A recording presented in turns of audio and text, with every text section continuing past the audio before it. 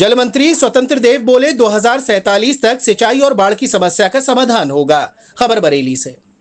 बरेली पहुंचे प्रदेश सरकार के जल शक्ति मंत्री स्वतंत्र देव सिंह ने आज सर्किट हाउस में बीजेपी पदाधिकारियों के साथ बैठक की, तो वहीं विभागीय अधिकारियों से विभागीय स्थिति और विभाग से जुड़ी विकास परियोजनाओं का हाल जाना। इस दौरान जल शक्ति मंत्री स्वतंत्र देव सिंह ने विजन 2047 को स्पष्ट करते हुए मीडिया से बात की। कहा कि मोदी जी, योगी जी की मंशा है कि हमारा देश और उत्तर प्रदेश आत्मनिर्भर बने। ऊर्जा के क्षेत्र में हम आत्मनिर्भर बने, सिंचाई के बारे में आत्मनिर्भर बने, सड़कों के बारे में आत्मनिर्भर बने और आम जनता भी आत्मनिर्भर हो।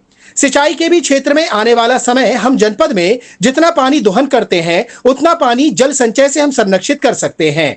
हम रिसर्च कर रहे हैं कि नई तकनीक के हिसाब से बाढ़ ना आए और एक भी किसान परेशान ना हो। 2047 तक बाढ़ की भी समस्या 100% हम सॉल्व कर सकते हैं। वहीं उन्होंने विपक्ष पर हमला बोलते हुए कहा कि हम राजनीति मिशन के लिए करते हैं। समाजवादी पार्टी के लोग राजनीति व्यापार के लिए करते हैं। जिनको कभी वोट देने का अधिकार नहीं था, आज वह सर्व सुविधा युक्त हैं। अंतिम छोर के व्यक्ति के अधिकार सुरक्षित हैं। सपा के राज में परिवारवाद, जातिवाद, क्षेत्रवाद और वंशवाद था और भाजपा के राज में राष्ट्रवाद है। क्या है, आदरणीय मोदी जी, आदरणीय योगी जी का मंशा है कि हमारा देश और उत्तर प्रदेश आत्मनिर्भर बने। आत्मनिर्भर का मतलब ऊर्जा के क्षेत्र में हम आत्मनिर्भर बने, सिंचाई के बारे में आत्मनिर्भर बने, सड़कों के बारे में आत्मनिर्भर बने और आम जनता भी आत्मनिर्भर बने। उसका अपना पक्का मकान हो, अपना शौचालय हो, अपना आयुष्मान का कार्ड हो, अपना किसान सम्मान निधि हो, अपना गैस का कनेक्शन हो, अपने दोनों हाथ को रोजगार मिले या व्यापार मिले, तो एक तरह के व्यक्ति आत्मनिर्भर, दूसरे के सामने हाथ न फैलावे। यानी हमारा देश दूसरे देश के सामने हाथ न फैलावे, मेरा राज्य दूसरे राज्य के सामने न हाथ फैलावे। यानी हम आत्मनिर्भर बन सकें। हम सभी कर्मचारी, अधिकारी, जनता जनार्दन मिलकर उत्तर प्रदेश को आत्मनिर्भर और विकसित उत्तर प्रदेश बनाना है। उसी कारण सिंचाई के भी क्षेत्र में आने वाला समय हम जनपद में जितना पानी दोहन करते हैं उतना पानी हम संरक्षित कैसे कर सकते हैं जल संचय के माध्यम से, क्योंकि हम दोहन कर रहे हैं तो अंदर हमें पानी ले जाना पड़ेगा। तो उस पर हमारे अधिकारियों ने अब अपना कमेटी बनाकर रिसर्च कर रहे हैं, सोच रहे हैं नई तकनीकी के हिसाब से बाढ़ न आवे और वो एक किसान भी न परेशान हो 2047 तक। तो बाढ़ की भी समस्या 100% हम सॉल्व कर सकें और कैसे कर सकते हैं उसकी योजना रणनीति बनाना चाहिए। इसीलिए आदरणीय मोदी जी, आदरणीय योगी जी और राज्य के अंदर योगी जी को हम लोग बधाई देते हैं कि उन्होंने 24 घंटा सदन को चलाया और सभी विधायक मिलकर उत्तर प्रदेश आत्मनिर्भर कैसे बने इसका डाटा तैयार हो और एक बुकलेट बने, फिर उस पर रिसर्च हो, अलग अलग कमेटियां बने, फिर IIT से लेकर हर इंजीनियरिंग कॉलेज के बच्चे, बाकी जनता जनार्दन का भी सुझाव क्या है। जैसे उदाहरण में हम बरेली हैं, तो बरेली आज खड़े हैं, तब बरेली आत्मनिर्भर बने। यानी पानी गंदा पानी जो निकलता है वह स्वच्छ होकर सिंचाई के काम आ जाए, कूड़ा है वह खाद के रूप में बन जाए। तो जैसे बरेली वासी स्वच्छता हो जाए, तो संपूर्ण बरेली वालों को विचार करना पड़ेगा, जनता जनार्दन को, सरकार को यहाँ पर, कि हम सभी मिलकर कैसे दूसरे के ऊपर, यदि बिजली हम जितना खर्चा करते हैं हम बरेली में पैदा कर सकते हैं क्या, उत्तर प्रदेश में पैदा कर सकते हैं क्या। इसी तरह यह बहस था आत्मनिर्भर का और एक सार्थक बहस हुआ और जो लक्ष्य दिया गया है उसके पहले हम लोग करेंगे। जैसे मैंने लिया कि सोती नदी और सुहेली नदी को मैं 8 महीने में कंप्लीट करूंगा, लेकिन मैं 3 महीने में ही कर लिया। 3 महीने 4 वहाँ के जिला अधिकारी, हमारे सिंचाई विभाग, शासन प्रशासन के लोग, सिंचाई विभाग के लोग, सब लोग लड़ने के बाद सोती नदी और सुहेली दोनों को हम सफाई करके नदी को जोड़ दिया। तो जो 50-60 हज़ार किसान हैं जो डूब जाते थे, इतना पानी में वो डूब जाते थे, आज वो डूबे नहीं, किसी खेत को नुकसान नहीं हुआ। तो सिंचाई को मिला हुआ है।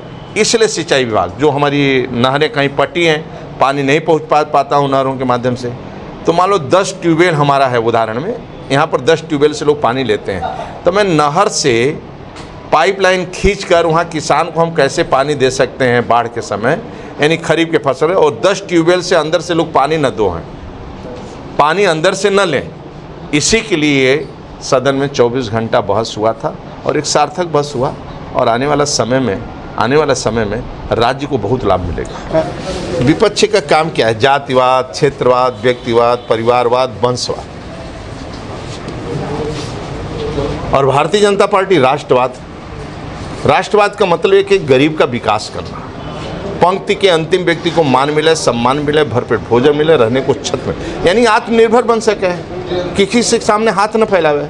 तो आदरणीय मोदी जी के नेतृत्व में, राज्य में आदरणीय योगी जी के नेतृत्व में जो बनटांगिया है, मुसहर है, थारू है, जनजाति है, सहरिया है, जिनका कोई पुरसा हाल नहीं था, वोट देने का अधिकार नहीं था, वो लोगों का भी पक्का मकान, लाखों में पक्का मकान आज बनने का काम हुआ। गैस का कनेक्शन सभी को मिल रहा है, आयुष्मान का कार्ड मिल रहा है कि वह पड़ोस वाले से भीख न मांगे और आत्मनिर्भर न। सरकार के समय उसके बच्चे की शादी, उसके बेटी की शादी, 1 लाख रुपया, और डीएम जिले की व्यवस्था करे, पायल खरीदे, साड़ी खरीदे, कपड़ा खरीदे, पंडित जी की व्यवस्था करे, टेंट की व्यवस्था करे, पुलिस प्रशासन लगकर घोड़े की व्यवस्था करे और उसकी विदाई समारोह।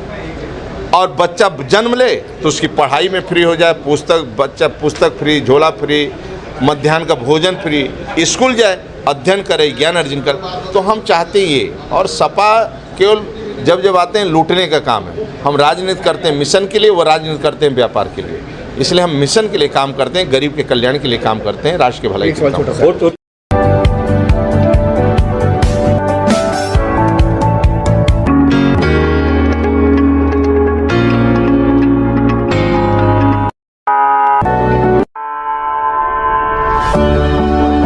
ऑल न्यू हीरो ज़ूम अब गेम बड़ा बना ले, ज़ूम मचा ले।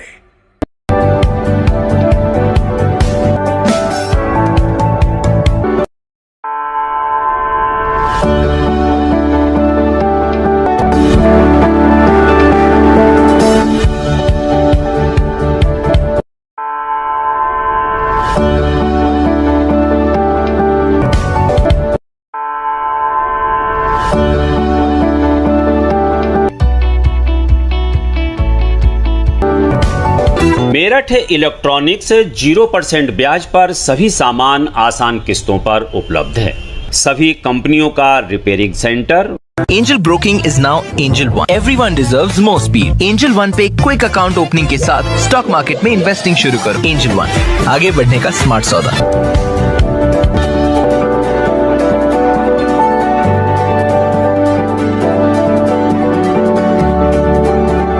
ये है भारत की पहली पसंद उड़ान ई-रिक्शा।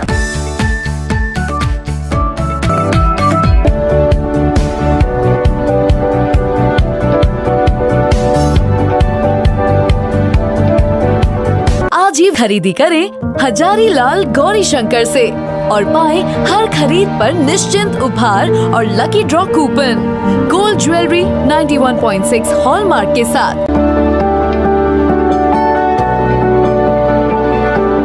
आपको हमारा वीडियो पसंद आया हो तो इसे लाइक, शेयर और सब्सक्राइब जरूर करें। देखते रहिए SKS 24 न्यूज नेटवर्क।